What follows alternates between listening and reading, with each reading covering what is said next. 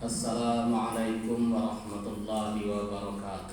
Waalaikumsalam warahmatullahi wabarakatuh. Innal hamdalillah nahmaduhu wa nasta'inuhu wa nastaghfiruh wa na'udzu billahi min shururi anfusina wa min sayyiati a'malina. May yahdihillahu fala mudilla lahu wa may yudlil fala hadiya lahu. Asyhadu an la ilaha illallah wahdahu la syarika lah wa asyhadu anna Muhammadan abduhu wa rasuluh. Allahumma shalli ala Muhammad wa ala ali Muhammad kama shallaita ala ali Ibrahim innaka Hamidum Majid. Wa barik ala Muhammad wa ala ali Muhammad kama barakta ala ali Ibrahim innaka Hamidum Majid. Faqala Allah Ta'ala fi kitabihil karim, a'udzu billahi minasyaitonir rajim. Ya ayyuhalladzina amanu taqullaha haqqa tuqatih wa la tamutunna illa wa antum muslimun. Wa qala Rasulullah sallallahu alaihi wasallam, ala kullukum ra'in wa kullukum mas'ulun an ra'iyatihi. Fal imamul ladzi 'alan nasi ra'in wa huwa mas'ulun an ra'iyatihi. Wa rajulu ra'in 'ala ahli baitihi wa huwa mas'ulun an ra'iyatihi. Wal mar'atu ra'iyatun 'ala ahli baiti zawjiha wa waladihi wa hiya mas'ulatun anhu. Fa'alur rajul ra'in 'ala mali sayyidihi wa huwa mas'ulun anhu. Ala fakullukum ra'in wa kullukum mas'ulun an ra'iyati. Alhamdulillah, segala puji dan syukur kita aturkan kehadirat Allah Subhanahu wa taala yang telah mencurahkan rahmatnya kepada kita, wabil khusus memberikan kesadaran, mempertahankan kesadaran di dalam hati kita sehingga kita memilih untuk hadir pada majelis ini. Rois Rasa Jaya yang dimuliakan Allah, para ikhwan dan akhwat yang hadir di sini, baik yang nampak maupun yang tidak tampak, baik yang offline maupun yang online. Karena sekarang juga saya lagi langsungkan di Facebook ya. Para ikhwan, kali ini kita sama-sama belajar mengkaji tentang sesuatu yang sebenarnya agak jarang disampaikan pada momen seperti ini. Kalau saya itu lebih sering membahas tentang hal-hal yang bersifat makro, bersifat besar. Artinya kondisi umat Islam secara umum gitu kan. Lebih sering lagi landasannya adalah tarikh atau sejarah. Kalau tidak salah beberapa kali silaturahim ke sini bermuajah dengan para ikhwan di sini, temanya itu tidak jauh-jauh dari tarikh gitu ya. Tapi kali ini kita membicarakan hal yang agak mikro, agak kecil. Ruang lingkup dari depan rumah sampai dapur. Dari tempat tidur, dapur gitu ya. Kiri kanan ya artinya tentang rumah tangga. Ya. Sekarang kita bicara tentang rumah tangga. Biasanya tema ini seringkali disampaikan pada momentum nikah gitu ya. Ayat yang dibacakan oleh Rois tadi itu ayat yang sangat populer. Pernah nggak Pak Iwan ngelihat terjemahan ayat terjemahan dalam undangan yang selain ayat itu? Kayaknya nggak ada ya. Selalu ayat itu. Padahal sebenarnya yang berhubungan dengan wanita gitu kan, atau muslimin, muslimat yang kaitannya dengan pernikahan itu banyak juga kan. Tapi ini sangat populer. Pokoknya kalau kita dapat undangan itu mesti ada itu. Dan di antara tanda-tanda kebesaran Allah adalah dan seterusnya seperti itu. Ya alhamdulillah kalau dengan cara seperti itu ayat ini menjadi populer, sangat dikenal oleh kalangan umat Islam gitu ya. Ya, dan saya kira Ada juga satu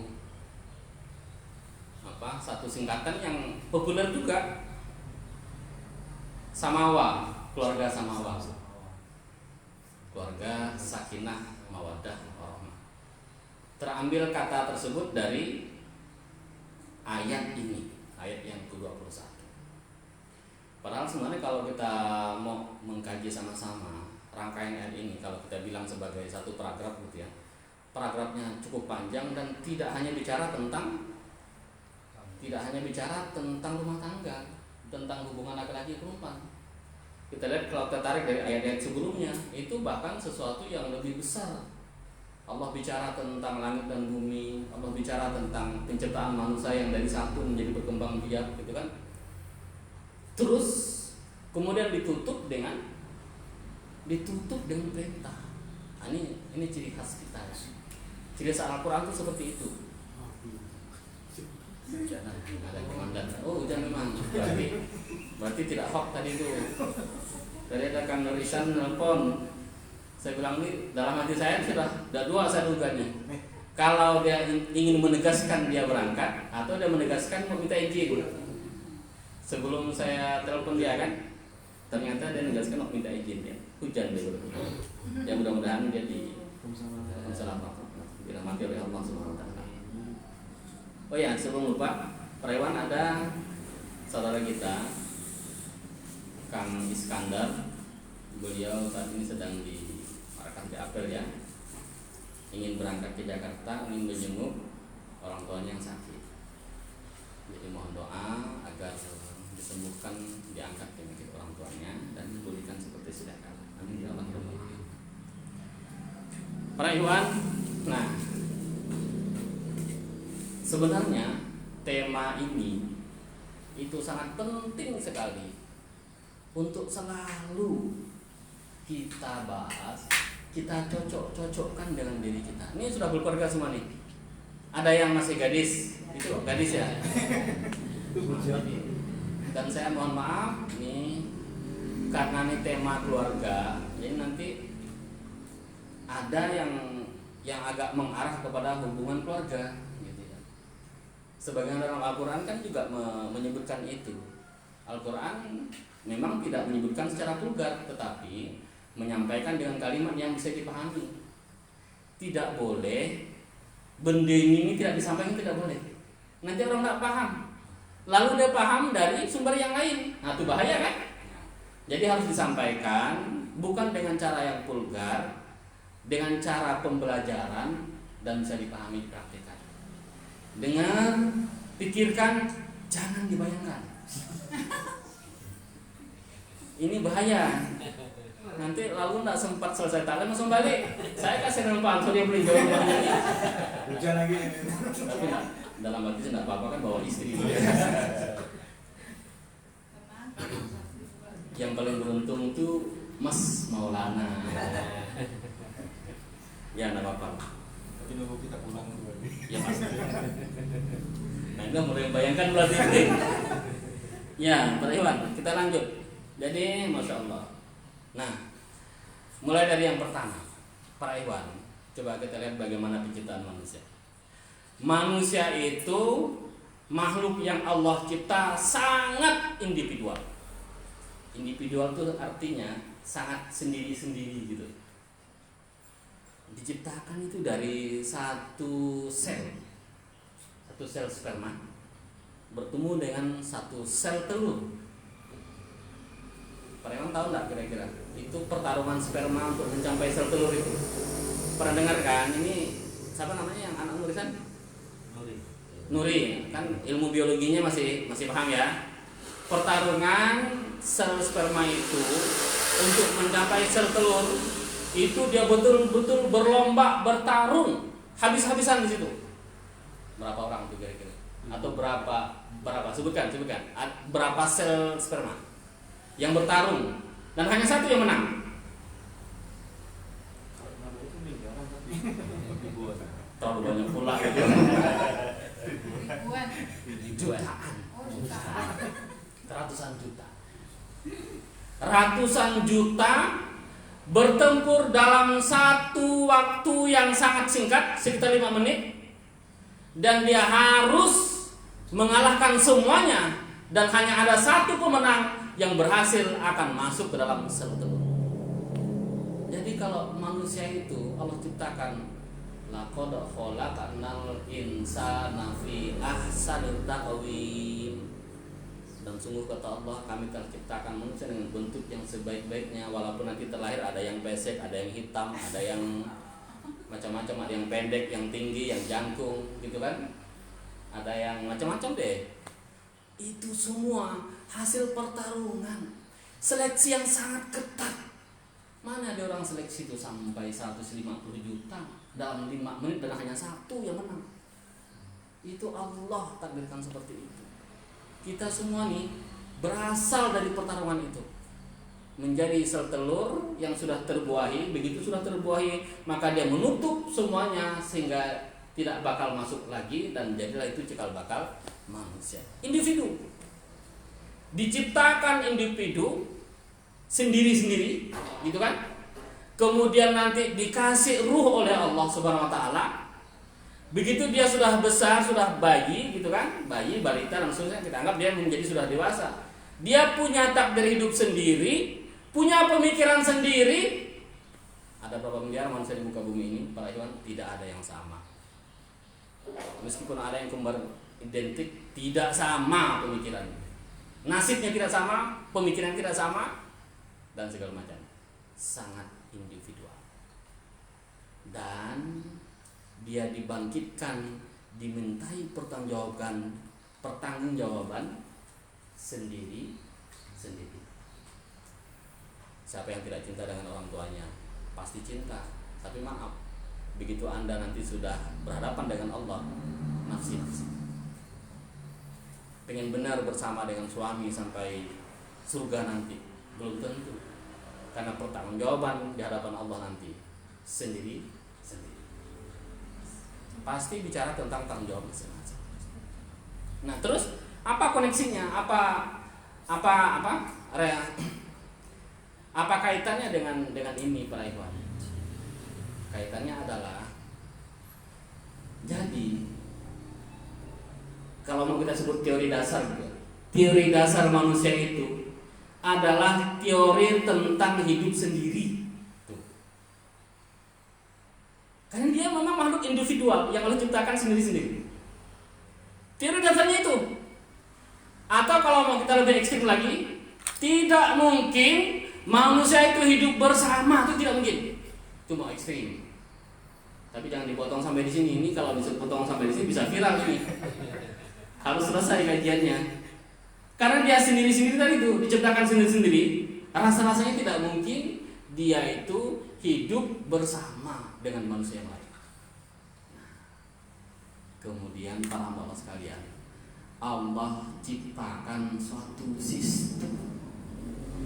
Yang namanya sistem itu, kalau kita bicara tentang Islam, itu mesti jawaban. Semua syariat Islam itu mesti jawaban, mesti connect dengan dirinya. Pertama Allah ciptakan Adam, satu orang.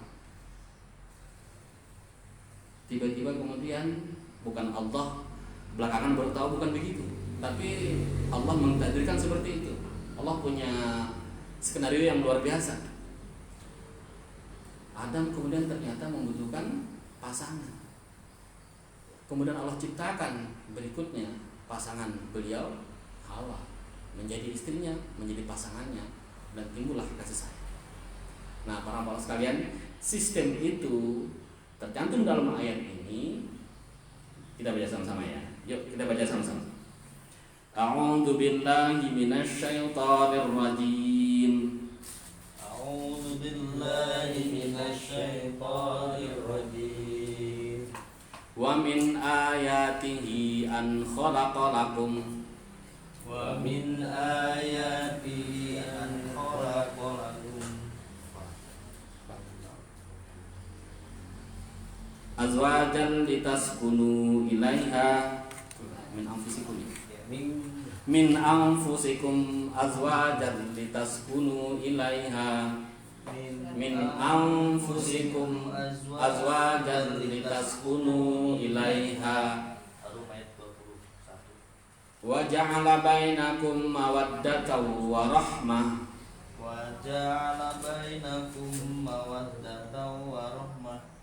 inna fi dzalika la ayatin liqaumin yatafakkarun. Inna fi dzalika laayatin liqaumin yatafakkarun. Nah, itu Pak Iwan. Ini sistemnya. Ada 3 hal yang Allah bikin sistem di sini. Apa itu sistemnya? Yang pertama, litaskunu ilaiha, akan menjadi cenderung, condong, tenang, damai, nyaman satu kepada yang lain. Suami kepada istri, istri kepada suami. Ini konsep yang pertama. Mesti akan cenderung, mesti akan condong. Dan maaf, tidak semata-mata urusan biologis. Ini kecenderungan hati, kedamaian hati, ketenangan hidup. Pasangan ini ketenangan hidup. Makanya wajar kalau kemudian dalam hadis itu disebutkan separuh agama itu nikah. Nyatu dengan manusia lain itu separuh agama. Karena kita itu seperti orang yang linglung kalau hanya sendiri. Separuh berikutnya baru takwa. Jadi sistem pertama itu Allah jadikan satu sama lain cenderung kepada pasangan. Itu yang pertama. Para hamba sekalian, oleh karena itu sebenarnya fitrah atau hasrat manusia, hasrat laki-laki, bapak itu kalau pergi mesti balik. Kecuali yang tak balik itu kan Bang Toib ya kan. Itu pun 3 tahun ya. Kalau tidak percaya tanya aja sama Kang Mas Maulana. 1 bulan. Tidak perlu disuruh balik, dia balik. Ya, jadi selalu pulang, selalu menenangkan diri dengan rumah, selalu cenderung kepada rumah, mekanisme atau apapun yang terjadi di dalam rumah itu Masya Allah. Terus apa lagi? Para hamba sekalian, kemudian ini Allah jadikan wa ja'ala bainakum mawaddatan wa rahmah. Dan kata Allah, kami jadikan cinta dan kasih sayang. Jadi ini perkara Allah. Allah yang punya kuasa, Allah yang bikin takdir, Allah yang punya mau untuk menjadikan cinta dan kasih sayang, merekatkan hubungan yang mestinya tadi itu, yang sebenarnya satu sama lain semuanya punya punya karakter individu masing-masing karena memang makhluk individual, tetapi wa ja'ala bainakum mawaddatan wa rahmah. Allah jadikan berkat cinta dan kasih sayang. Awalnya berkat itu kulit, ya kan? Yang pertama orang pandang itu kan, gimana calon istrinya? Putih melepuk, kata orang Pontianak, kata orang Jawa apa itu kalau gitu? Ayu gitu, ayu. Atau mungkin kalau sang calon wanita melihat calon laki-lakinya kan bilang ganteng sekuali. Ya, itu bicara tentang fisik. Awalnya itu. Makanya kalau ada mufassir yang menyatakan bahwa mawaddah itu kasih sayang yang masih berorientasi pada fisik. Penting juga memang, siapa bilang tidak penting? Penting itu. Makanya kalau dalam proses pernikahan, sebelum menikah itu mesti dilihat dulu, dinazor dulu, diperhatiin gitu kan. Kalau kita nanti ingin menjodohkan anak, udah oke sama oke, jangan langsung dinikahkan, dilihatkan dulu. Dilihat. Jadi walaupun kita jodohkan, tetapi keputusannya itu kita libatkan dianya, melihat masing-masing pasangan seperti itu. Nah, kemudian para hamba Allah sekalian, ternyata tidak hanya itu, tidak hanya bicara tentang fisik. Wa rahmah wa ja'ala bainakum mawaddatan wa rahmah. Allah jadikan rahmah, kasih sayang yang orientasinya itu tidak semata-mata bicara tentang fisik. Makanya kalau kita lihat bagaimana orang menikah, meskipun sudah nenek-nenek, sudah renta atau sudah kakek-kakek, tetap kasih sayang. Itu sudah menyatu. Jadi cinta itu sudah bukan lagi bicara tentang fisik, bukan libido, bukan tentang halusnya permukaan kulit, bukan. Biarpun kita sudah bergerigi mungkin kulitnya, tetap saja cinta gitu. Barangkali mungkin ada juga yang bergerigi kulitnya. Nah, para ikhwan, masya Allah. Jadi waja'ala bainakum mawaddatan wa rahmah inna fi dzalika laayatin liqaumin yatafakkarun. Oleh karena itu, 3 sistem ini sangat penting sehingga manusia itu merekat, menyatu. Saya katakan lagi, teorinya tidak ada manusia bisa menyatu, tetapi kemudian dia merekat, menyatu dengan manusia yang dia tidak pernah kenal sebelumnya, atau dia tidak pernah terbayangkan sebelumnya, tetapi menjadi pasangan hidupnya. Dia ketemu selama 24 jam sehari semalam, 7 hari dalam 1 minggu. Kira-kira begitu. Itu apa? Adakah ada proses perekatan yang jelas? Makanya kalau saya kira memang konflik rumah tangga itu kalau mau kita bikin semacam survei gitu ya, sebulan pertama itu isi rumah tangga itu banyak ya, contoh nih laki-laki nih, saya tanya Mas Imam deh, sebulan pertama berapa kali yang istrimu tersinggung menangis yang engkau pun tidak tahu itu kenapa? Sering kan? Pernah lah paling tidak.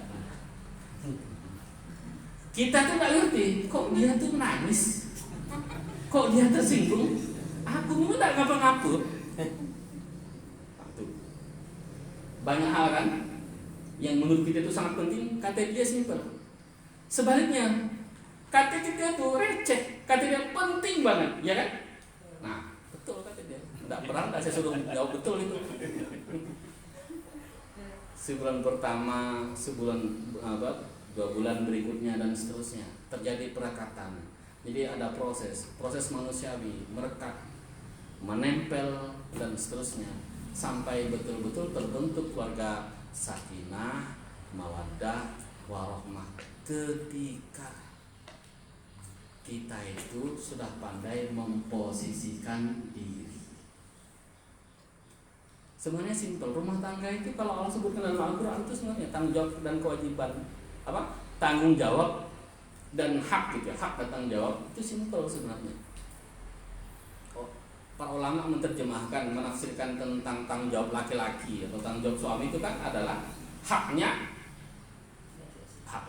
istri. Tanggung jawab istri adalah haknya. Udah. Apapun yang merupakan bagian dari hak suami itu mesti tanggung jawab istri. Nah, prosesnya nih walaupun sudah menyatu, saya suka juga bikin survei. Saya sering tanya sebenarnya sama iwan-iwan kita, hal-hal yang sederhana, apakah benar kita ini sudah berprinsip pada melayani? Karena hadis tadi yang kami bacakan itu sebenarnya kalau kita bicara tentang tanggung jawab, bagian pentingnya itu adalah melayani.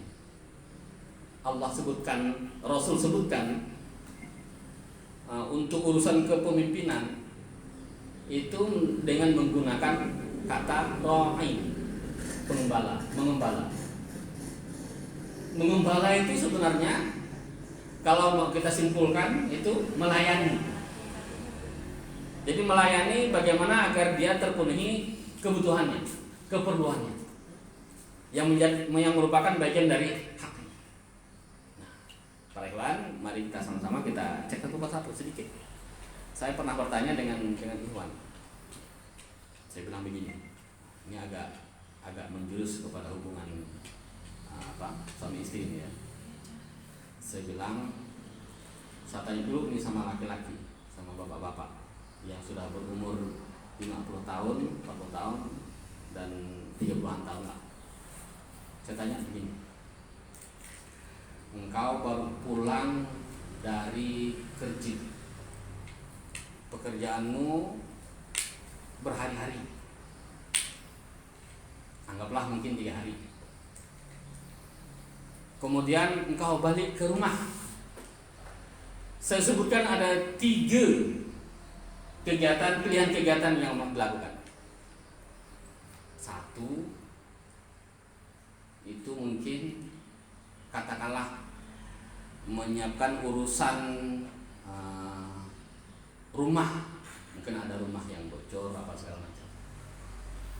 Kedua,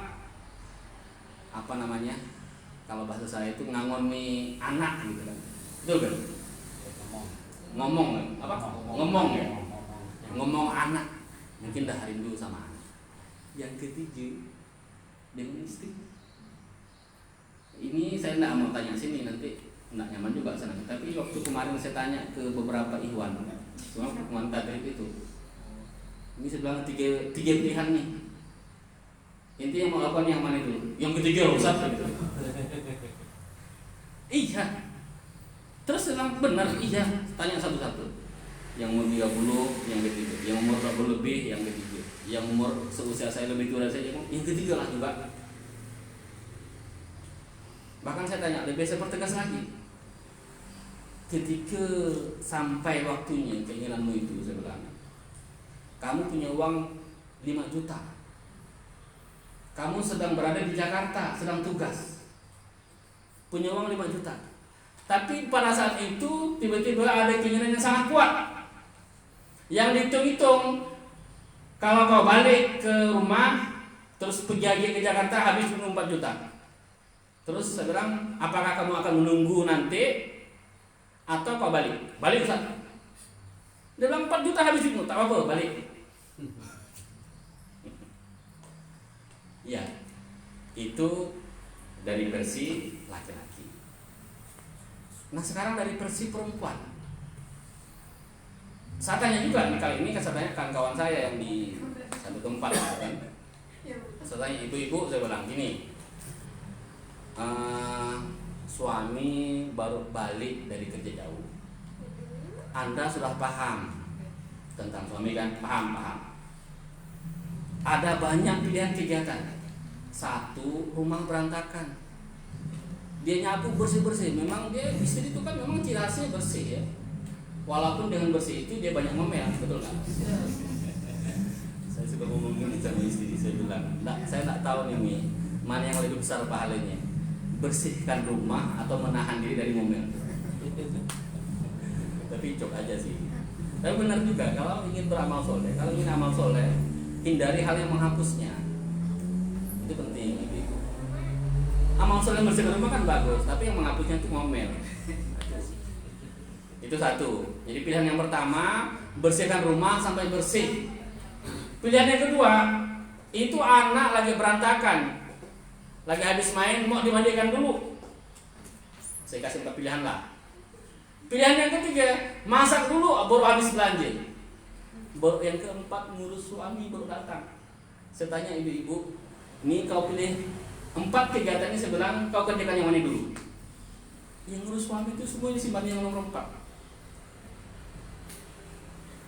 Yang ngurus suami itu untung saya kasih pilihan cuma 4. Kalau saya kasih pilihan 13 mungkin ditaruh di nomor 13. Ya sebenarnya ini suami mau pulang, ya masa nggak bisa nunggu sih dia bilang. Ini berantakan rumah, anak nangis, ini baru mau masak habis belanja, masa dibiarkan? Nah saya bilang, baru kasih solusi. Tahu nggak saya bilang, di bagian ini lebih besar pada hak laki-laki. Memang di situ ada bagian perempuan, tetapi lebih besar hak laki-laki. Oleh karena itu, hadisnya memang mendukung. Dan kayaknya kalau hadis ini diketahui bapak-bapak bakal digunakan terus nih hadis ini.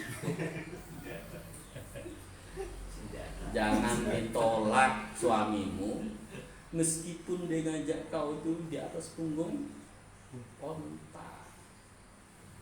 Kita tidak punya onta memang. Tetapi ibaratnya itu, betapa tidak mungkinnya itu kan kegiatan seperti itu lakukan di punggung onta. Tapi kalau memang sudah saatnya diminta dan itu merupakan bagian dari hak dan tanggung jawab, kerjakan itu meskipun dalam situasi yang sangat sulit. Selama itu tidak haram.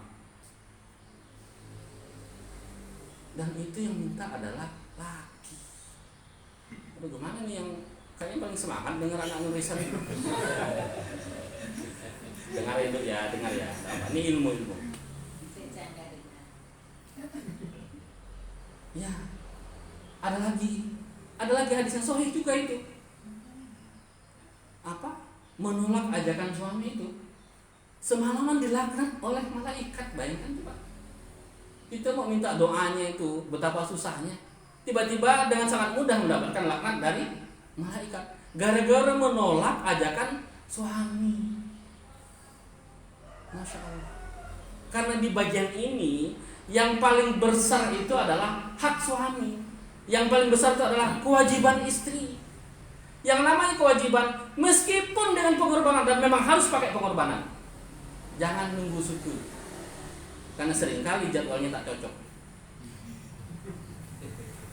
Yang ngangguk bukan saya, Pak Ansori kan. Saya cuma mancing-mancing ya. Nanti langsung ngangguk deh. Itu kode dulu. Enggak, maksudnya kode jadwal taklim. Ini langsung pikiran itu. Jangan bayangkan pokoknya, pikirkan aja dulu. Jadi kalau andai kata mau bikin jadwal, yang menentukan jadwal itu adalah laki-laki, bukan perempuan. Ya, saya ini memang agak sedikit vulgar, tapi memang harus disampaikan agar tahu mana yang bagian prioritas yang harus dikerjakan, mana yang mungkin miss kita kerjakan. Oleh karena itu para hamba Allah sekalian, ini hal yang sangat penting. Saya pernah bilang gini sama akhwat, termasuk juga sama istri saya bilang begini. Gini saya bilang. Dalam talim muka masakan muslimat di sana. Tahu enggak? Kebutuhan rumah tangga itu saya bilang. Kalau laki-laki itu paling hebat bisa memenuhi.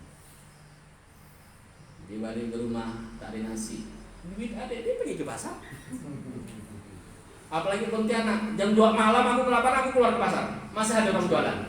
Kenyang. Selesai urusan yang lain gampang.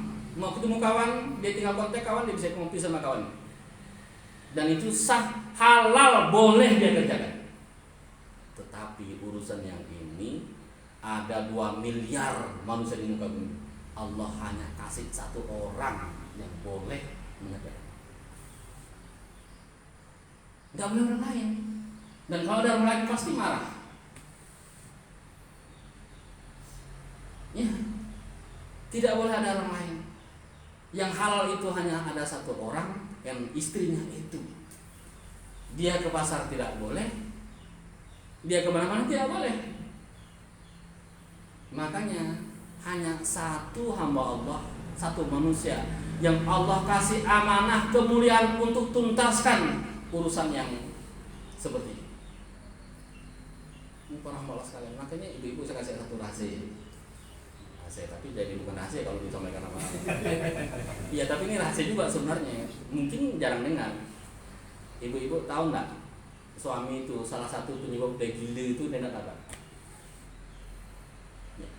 Maksud saya gila dalam arti dia akan apa? Akan keluar dari jiwa biasanya gitu. Dia akan stres, dia tidak bisa mikir, dia tidak bisa kerja maksimal dan terus segala macam. Tetapi kalau ingin mendukkan laki-laki, suami, gampang memang. Tuntaskan urusan yang diinginkan oleh dia, yang nomor 1 menurut dia itu, maka insya Allah menurut hemat kami itu pertalian rumah tangga itu akan terjalin dengan erat. Jadi ada 1 bagian di situ.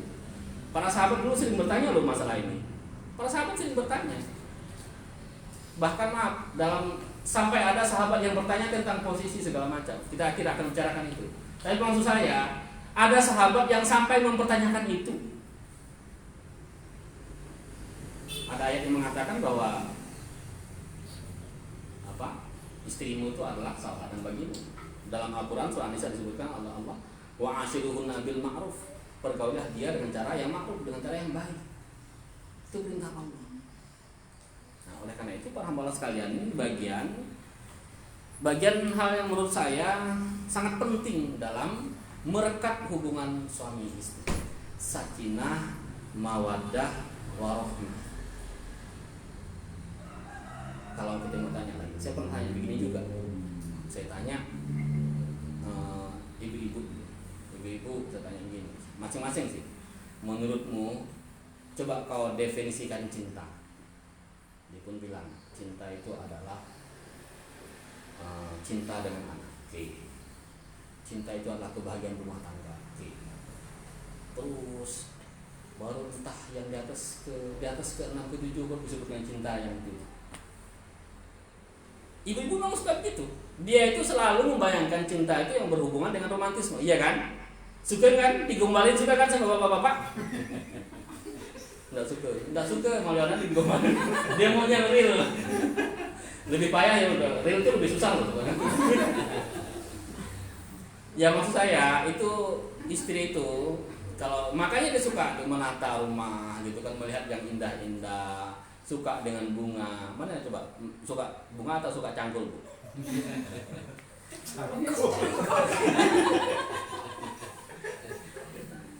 Kalau iya sih memang cangkul itu jangan disamakan cangkul dengan bunga, beda ya. Dan perasaan saya maksud saya Mas Sima tuh banyak juga bunga di rumahnya. Ya, jiwa romantisme itu ada di perempuan, di wanita. Memang mungkin bahasanya tidak seperti anak muda, tetapi itu harus selalu ada. Wanita itu mengekspresikan cinta dengan cara-cara kata-kata seperti itu. Pengungkapan kasih sayang itu dengan cara-cara yang dapat mendamaikan jiwanya. Meskipun mungkin juga banyak hoaxnya itu. Suami kan paling pandai bikin hoax. Paling pandai menggombal-gombali gitu ya.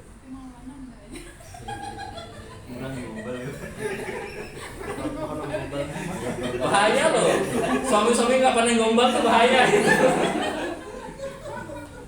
Gombal lagi sepet. Kayaknya cuma 20% deh yang pandai menggombal. 20% yang pandai gombal. 80% itu yang lihai banget menyembunyikan sesuatu. Ya, mungkin karena sudah rutinitas kita barangkali ya. Tapi pada dasarnya coba aja. Kalau tidak percaya coba aja. Satu ketika nanti Pak Ansori ubah penampilan dalam berkomunikasi dengan Mama. Manggil nama istri siapa manggilnya? Mama. Ibu kalau dipanggil saya mau nggak?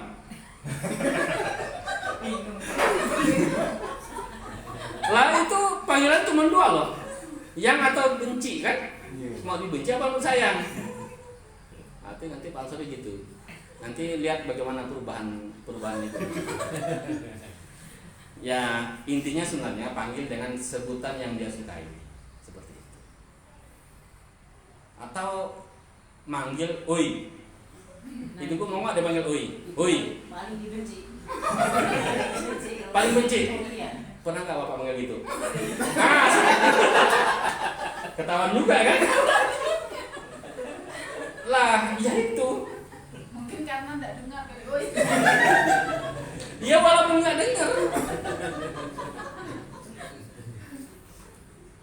Atau hey. Suka nggak dipanggil hey, Bu? Kalau lagi marah biasa gitu. Suka nggak dipanggil hey? Enggak. Enggak suka. Tapi pernah barangkali manggil hey ya. Nah. Yang lain tidak ngaku, takut sama suami. Ini termasuk yang aspiratif ya. enggak pernah. Saya kooperatif. Ini Rois nanti kalau ada buat laki-laki suami ini yang nomor 1 ini Maulana. Penilaian istrinya itu 9 terus kok. Saya tahu sebabnya, Bu. Karena jauh sih.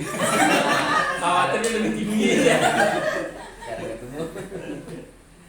Iya kan? Jadi romantis terus. Jadi romantis terus, bagus itu. Strategi memang pintar dia. Ya.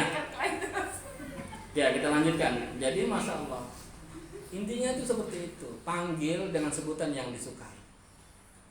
Dan yang paling penting, kesabaran itu kita suka nyebut sabar kan. Tapi maaf bener. Doa sabar itu 2 tempat dalam Al-Quran. Mohon benar yang paling banyak mengamalkan itu ibu-ibu. Please. Karena ibu-ibu itu sering salah letak menempatkan kesabaran. Saraf mulutnya itu lebih kuat daripada saraf telinganya. Jadi mudah sekali mengucapkan kata-kata. Ya itu memang hasrat wanita seperti itu. Jadi memang perbanyak sabar. Kalau untuk nasihat untuk wanita, amalkan Quran surah Al-Baqarah ayat 250 kalau tidak salah ya. Rabbana afrigh alaina sabrau wa tsabbit aqdamana wansurna 'alal qawmil kafirin. Kuatkan kesabaran. Banyak hal yang tidak kita sukai yang terjadi dalam rumah tangga. Banyak hal, sangat banyak. Tetapi kalau kita sabar, maka insya Allah itu akan dilewati. Sabar itu sebenarnya mudah, karena dia tidak neko-neko, bukan macam ibadah yang lain. Contoh kayak sholat, kita harus duduk dulu, kita harus gerakan dulu, harus hafal dulu bacaan segala macam. Sabar enggak? Sabar itu nahan, udah. Itu sabar. Jadi yang namanya sabar mesti menahan. Menahan diri dari apa? Menahan diri dari sesuatu yang dapat menjerumuskan kepada kesalahan. Itu sabar. Seringkali sabar itu terjadi. Ya memang sabar begitu, itu kan senjata. Karena kita banyak hal yang tidak connect, tidak matching dengan syariat. Jadi senjata ini ada senjata sabar, ada senjata syukur. Kalau kita itu punya nafsu sangat banyak, sangat ingin kita perturutkan, sementara syariatnya itu memerintahkan untuk menundukkan, maka itu artinya ini orang harus banyak-banyak sabar. Karena sabar itu untuk mencegah seseorang yang dia tidak menyukai sesuatu tapi itu diperintahkan oleh Allah, atau dia tidak suka sesuatu padahal itu memang dalam koridor aturan Allah SWT. Itu sabar. Nah, makanya ibu-ibu diperintahkan untuk memperbanyak sabar. Setelah itu memang baru syukur pasti. Tandingannya adalah syukur. Ya. Terus para hamba sekalian, kita lanjut saja ya barangkali karena sudah jam 5 lewat. Nah, kalau untuk suami, untuk pasangan suami, ini dalam kepemimpinan itu yang diperkuat itu memang adalah kebijaksanaan, kearifan. Makanya dalam sebuah riwayat disebutkan bagaimana nasihat dari Ibnu Abbas ketika beliau menyampaikan kepada hamba Allah yang akan menikahkan anaknya. Maka dia bilang, carilah orang-orang yang bertakwa. Karena bertakwa itu, seseorang yang bertakwa, kalau dia mencintai sesuatu, kalau dia suka dengan istrinya, dia akan memuliakannya. Tapi kalau dia tidak suka dengan sesuatu dari istrinya itu, maka dia tidak akan menganiayanya. Seperti itu. Jadi arif, bijak, takut kepada Allah. Karena kalau suami itu memang jangkauannya kan lebih luas gitu kan. Kekuatan ototnya ya lebih kuat memang kan. Kayak ini kalau laki-laki, kalau bapak-bapak nih, saya tidak tahu tipe bapak-bapak yang banyak-banyak gitu. Tapi kalau seperti saya itu memang tidak mudah untuk ngomel. Tetapi kalau sekali marah suka lepas. Begitu. Jadi kalau istilahnya dia punya tanggulnya itu jebol, berbahaya. Makanya banyak kejadian itu yang timbul, kejadian penganiayaan, pemukulan, KDRT, memang kan banyak dari laki-laki. Karena kalau sudah dia terpancing emosi, dia tidak takut kepada Allah, maka terjadilah hal-hal yang dilarang oleh Allah Subhanahu wa taala, menganiaya istri.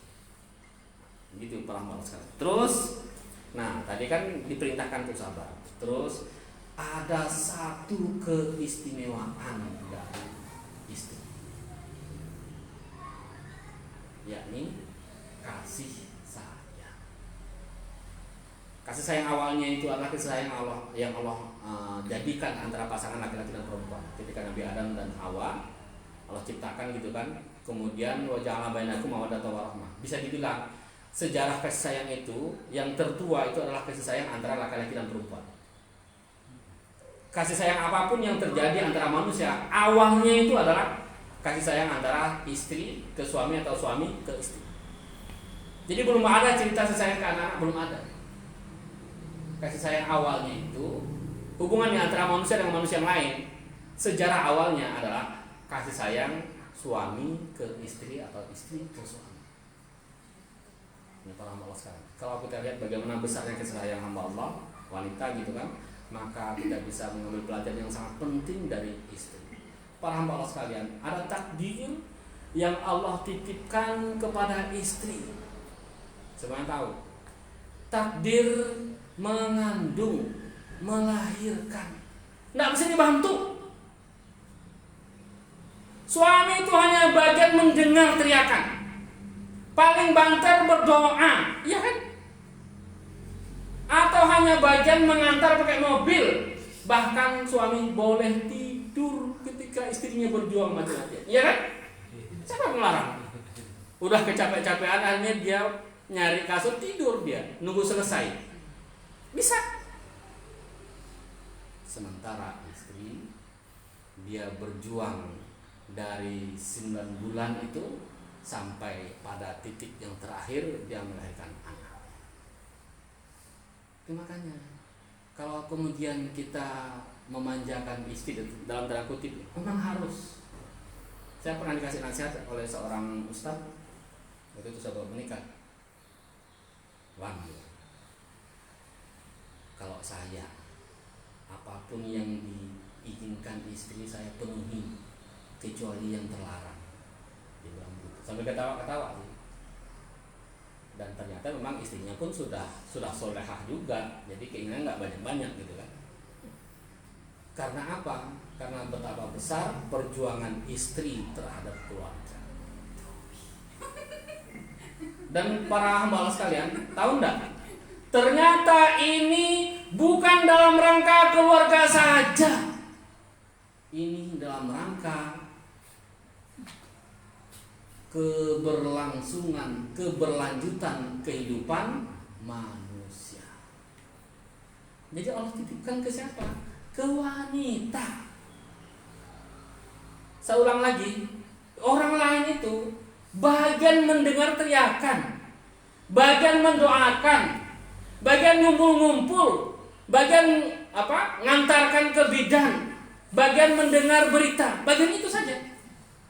Sementara sang wanita dia berjuang, bertaruh nyawa, dan seringkali dia tidak selesai, tidak selamat menuntaskan tugas amanah yang Allah berikan dalam itu. Masya Allah. Makanya kalau demikian, perjuangan istri itu memang selalu menjadi inspirasi semua makhluk, semua manusia. Perjuangan kasih sayang, dan kayaknya nggak ada istri yang menyesal itu. Nggak ada yang menyesal, dan selalu sayang, selalu cinta. Saya para hamba Allah sekalian, para ikhwan, qadarullah beberapa waktu lalu di bagian kerjaannya itu di bagian ngurus pasien-pasien gangguan jiwa di masyarakat gitu. Itu banyak pasien yang dia gangguan jiwa, yang ngurusnya terakhir itu mamanya. Tapi di sini ada nggak di sini kira-kira? Yang akhirnya ngurus itu mamanya. Dia banyak saudara nih, gangguan jiwa dia. Tapi yang ngurusnya itu, yang tinggalnya itu sama siapa? Sama mamanya. Seringkali saya temukan seperti itu. Tidak sama abangnya, tidak sama kakaknya, tidak sama bla bla, enggak. Sama siapa? Sama mamanya. Mamanya yang mengambil tanggung jawab itu. Padahal betapa susahnya, tidak mudahnya mengurus pasien gangguan jiwa. Satu ketika saya bilang gimana apa kami ini. Terus saya bilang ibu itu saya bilang membuat saya takut. Tidak banyak orang bisa begini. Tapi ibu bisa. Ibu bisa tinggal serumah, ibu bisa tahu nanti kapan harus ngambil obat, ibu bisa ngasih dia makan, ibu bisa mendengar dia nyeloteh, dia marah, ibu bisa dengar itu, dan ibu tetap memberikan perhatian kepada anak ibu. Memang kasih sayang tidak terbatas. Kalau kasih sayang anak kepada orang tua itu masih berbatas. satu ketika saya ngobrol sama ustadz kita ketika anaknya sudah menikah gitu kan. Saya bilang sama dia, alhamdulillah ustadz ya, sudah selesai tanggung jawab ustadz. Saya bilang, menikahkan anak udah semua nikah. Terus langsung dia bilang, Wan, tidak begitu. Tidak ada bapak itu, mama itu selesai ngurus anak. Dia bilang, meskipun sang anak ini begitu dia sudah menikah, dia merasa sudah punya keluarga sendiri.